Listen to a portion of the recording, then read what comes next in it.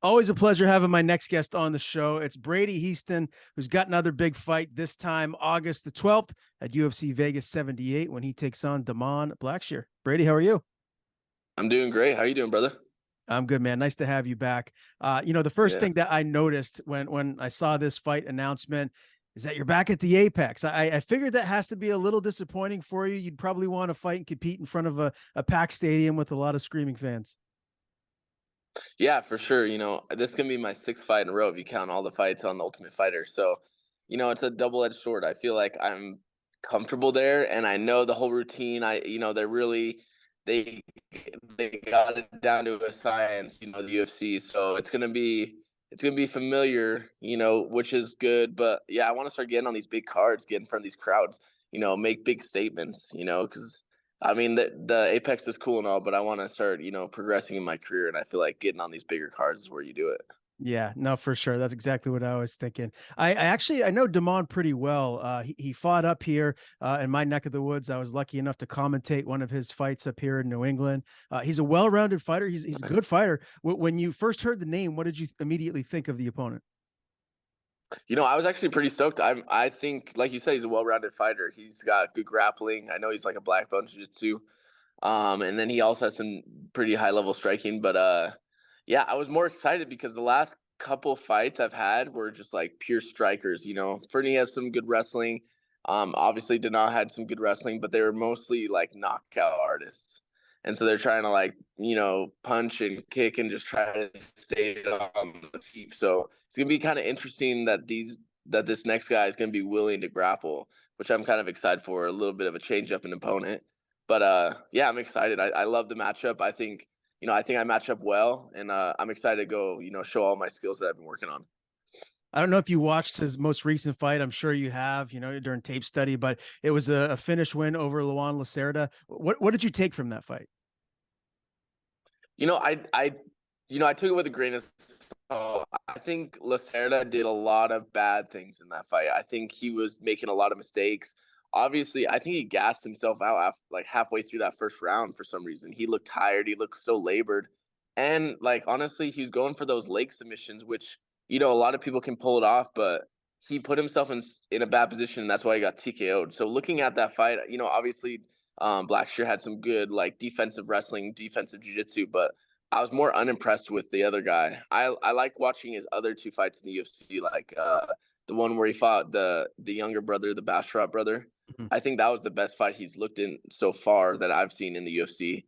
And so I look a lot at that fight. Even though he lost, it was a close fight and he looked really good.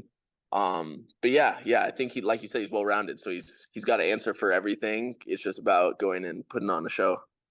Where do you think he's most dangerous? Um, that's a good question. I don't think he's like compared to like Dana or Fernie. It's not like he's dangerous on the feet. Like he's not knocking dudes out. Like Dana had 3 first round knockouts in the UFC. So I think he's dangerous in the fact that he can like kind of catch you anywhere. So you just got to be on your toes the whole fight. Is more or less what I'm thinking. Okay, yeah, that makes sense. Good answer. We'll circle back to this matchup here in a little bit, but first, you mentioned your most recent fight with Dana. I mean, holy smokes, man, that was you really had to dig deep for that one. That was a hard fought victory. Sum this one up for me, man. What was the takeaway? What did you learn from that fight? One thing is like obviously he caught me in that second round, so I just got to be present in every moment in the fight. Going into that, I knew he was really like I said, he was 3 first round knockouts in the UFC, so he's a strong starter. He's got a lot of power, and he'll come out there ready to knock you out. And so in the first round, I feel like honestly, even though I was down the scorecards, I feel like I won in the fact that I outstruck him and I dropped him at the end of the first. But I just knew I had to be a little bit more cautious going into that first round just because he has so much power. And then the second round, I almost took a like a sigh of relief, and I was like, okay, now we're ready to go. And I totally wasn't present in that first few moments, and that's when I got caught, which changed the whole landscape of that second round. But I know that I'm a dog and I'm never going to be out of a fight. So if you knock me down, you better kill me because I ain't going anywhere. And so I knew my cardio was going to hold up, my heart was going to hold up, and I was ready to go. And that third round showed it, where I came out and I feel like I was winning that whole third round. And then once I got that takedown, I felt him kind of like, I knew he was gassed going in that third round, but once I grabbed him, I'm like, oh, this guy's done. He gave up top position, and when I was holding there, just punching him from the outside, I feel like he wasn't going anywhere. Obviously, you have to know how good you are, how well rounded of a fighter you are. But did that comeback victory even show you a new level of yourself? How far you can dig deep, to come back and get a win? Yeah, dude, I think, because you never know until you're put in those positions. And I've never been in such a bad position in a fight. I was cut over my eye, I was bleeding out my nose like usual. But yeah, dude, I was tired leaving that second round. But, I recovered after that minute and I was just ready to go. And I proved to myself that I'm never out of a fight. No matter what, I'm going to be there. You have to kill me. I'm going to be getting there, ready to go back out there, and I'm gonna be in your face no matter what. No matter how tired I am, no matter if I'm cut, if I'm bleeding, I'm ready to fight. And obviously, the next fight is always the most important one. But that win over Dana, is that the most gratifying win of your career so far? Not quite. I mean, it's definitely it's up there, but I think probably the most gratifying win was my first fight in the Tough House. Especially coming off the regional scene, you just don't know how you stack up against these high level opponents. And the guy that Josh Brady Hiestand is the guy I fought, and he was a legend from Washington. He'd fought Marlon Moraes, all these guys, and it kind of proved to myself that I was ready to fight at this level. And so I think that one will always have a special spot in my heart. But definitely, this was a close second for sure. Okay, fair enough. That's great answer, my man. I love that. Yeah. You mentioned the Tough House, so let me ask you: have you been watching this season? And if you had a choice, if you could be on Team Chandler or Team McGregor, where would you go? You know, I think that's a tough one. I feel like I would probably go with Team McGregor, honestly. Even though they haven't had a good run, I don't think winning fights is dependent on what team you're on. So I don't look at the 7-1 on the fights being Chandler or Conor McGregor. So I would love to like kind of get to know Conor, and because he's one of the big in the sport, it'd be cool to just like pick his brain and kind of feed off of that. And his striking's next level, so that'd be fucking cool to pick up a few things. But yeah, so I'd probably go with McGregor. All right. When you look at this season, just where you're at right now, obviously you're in the UFC, you're picking up wins, but how do you feel like, if you were thrown into the mix that you'd stack up? Do you feel like you'd win the show? For sure. Yeah, I think so. I think Tough 29 was one of the toughest seasons, in the last 10 years. They've we had such a good season, and I don't think anyone's going to compare recently. I think it has a lot of hype because it's McGregor and Chandler, but yeah, I think our 35-pound division on our Tough was fucking stacked. All right. Give me a couple of predictions here. We have the 135 title around the corner. Aljamain's going to be defending against O'Malley. Let's start there. Who do you see winning that title fight? Yeah, I actually got a little bit of training in with Aljo yesterday, so that guy's a beast. I'm going to take Aljo in that matchup. I think once he gets his hands on O'Malley, I think it's going to be over. Obviously at range, O'Malley's a tough pill to swallow, but I think Aljamain's going to be able to cover that distance, get a hold of him, and sub him in 3 rounds. What's it like training with Aljo? It's good, dude. We didn't do a whole lot. We didn't like spar or anything, but we did some grappling and we did a lot of technical work. I like his style. I like the way he grapples because it's a smart way of grappling. He really he does a lot of drilling. He does a lot of passing. He does a lot of good stuff. And so just that one session was amazing, and I look forward to working with him a little bit more. All right, man. Rob Font, Song Yadong. Who wins that one? Ooh, Song Yudong, dude, he's a savage. He's got heavy hands, and yeah, I think Song Yudong's gonna win that one. Really? Because Rob Font's from my neck of the woods, so I always kind of like naturally lean towards the New Englander if I don't have a dog in the fight. But do you think he finishes him, or is this going to be a dog fight back and forth, go the distance? I think he probably finishes him. Honestly, I think he has so much power, and Rob Font's willing to be in that box with him. So I think the fact that he's going to be willing to sit there and trade with him is kind of dangerous, and I think it's going to be a good night for Song. Okay, fair enough. No Now, disrespect to your boy or anything like that. all good, my man. We all have our own opinions. That's what makes the world Yeah, go yeah. around. I know this camp for you, Brady, has been a little bit different. Tell me, what it's been like this thus far. Who have been kind of like the main guys around you?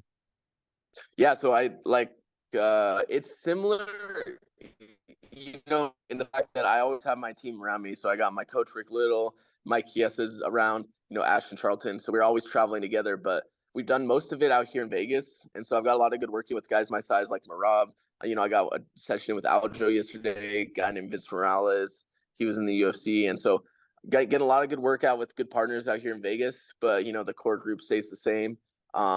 And yeah, we even have Chase Hooper out here. He's from Washington. He's helping Mike with his camp.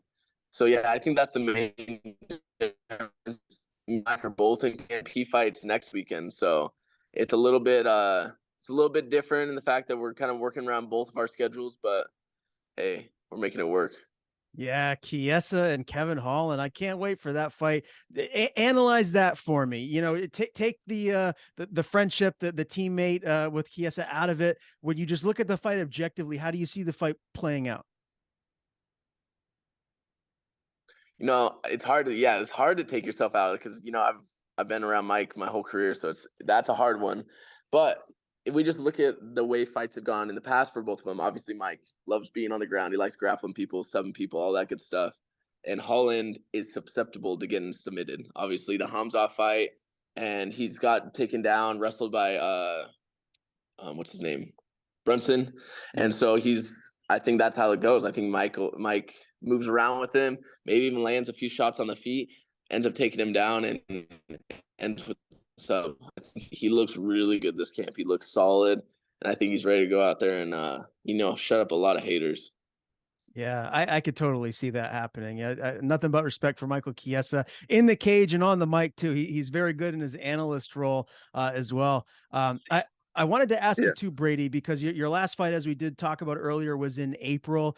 Have you done any traveling or anything for yourself since then, or has it just been all MMA all the time? But more just like grinding. I stayed an extra week in Vegas because my birthday was actually on April 30th. So we fought, we got that win, and then me and my girlfriend celebrated in Vegas, got some killer food. Vegas is known for their all the restaurants and shit. So we went and got fat and happy. I blew up to 167 4 days after the fight, so that shows how much I was eating. But other than that, it was just back to the grind. I just like kind of healed a few injuries, but I was back training 6 days later. I was ready to get back to it. I got a lot of work to do. I'm not even close to where I envision myself being. So until I reach that point, it's going to be work. All right. Well, let's fast forward to August 12th when you step into the cage with Da'Mon. If you get a win, that makes it 3 wins in a row for you. How do you get this win? Ultimately, how do you see this fight shaking out here? I think that it can go a few different ways. I've been working a lot on my striking, so I think he's going to be surprised with what I can put together in the cage. Um, if it hits the ground, obviously I'm super confident there. I think I can catch him with a sub. Maybe I'll catch him on the feet, but I'm not committing to one thing, and I'm gonna let everything flow together and see how it goes. So I guess we'll just have to stay tuned and find out. And are we going to see you again this year after this fight? As long as you're healthy, how many more times would you like to step in the octagon? I'm sure at least once. Yeah, I'm hoping. I think I can get one in December if I once I get this win coming out, not have any cuts or any bumps or bruises. I think I can get back in there one more time this year. My goal is to fight 3-4 times a year consistently. So it hasn't worked out that way because I had ACL surgery after the Ultimate Fighter, and it's just like things have come in the way. But that's my goal this year is to fight at least 3 times, and then at least 3 times next year, and just keep that ball rolling until I get to the top. All right, my man. Well, if you're an MMA fan, it's always must see TV when Brady Hiestand steps in the cage again, August 12th, UFC Vegas 78. Always great talking to you, buddy. Before we do sign off, I want to give you the floor. Anything you want to plug, anyone you want to thank, the floor is yours. Sure. No, I just want to thank my team, Six Jitsu back home. Tanner's Fishing, they've been my biggest sponsor recently, Ager's Meat.